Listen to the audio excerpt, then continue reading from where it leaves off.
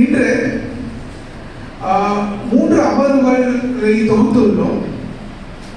இதில் முதல் அமர்வு புதிய தொழிலாளர் நல சட்டங்களை பற்றிய புரிதலுக்காக திரு பிரவீன் பாண்டி மோகன்தாஸ் அவர்களை வரவேற்கிறேன். அவர் மண்டல தொழிலாளர் நல ஆணையர் மதுரை.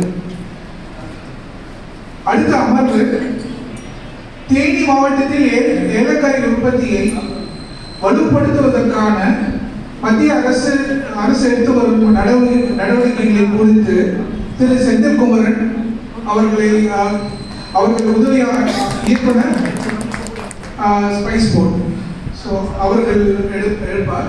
அடுத்து மூன்றாவது அமர்வு ஏஐ மூலமாக உண்மையான செய்திகளை எப்படி சரிபார்ப்பது என்பது தொடர்பாக திரு ஹபீப் ரஹ்மான் அவர்கள்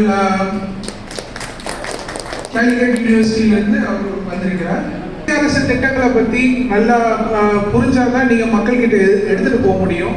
சரியான செய்திகளை நீங்கள் எப்படி சரி பார்க்கறது, அப்போ தான் கரெக்டான செய்தியை நீங்கள் கொண்டு போக முடியும். அதுக்காக தான் இந்த பயிலரங்கை நாங்கள் பண்ணியிருக்கோம்.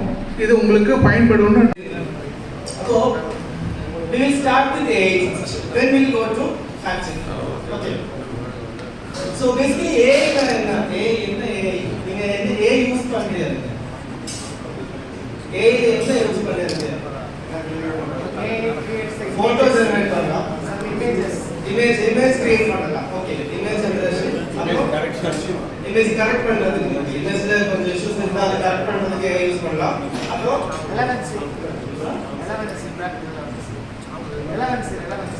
ஓகே ஐடென்டிஃபை பண்றதுக்கு இப்போ டெக்ஸ்ட் ஆனாலும் அதை எடிட் பண்றதுக்கு எல்லாமே AI டூல்ஸ் இருக்கு.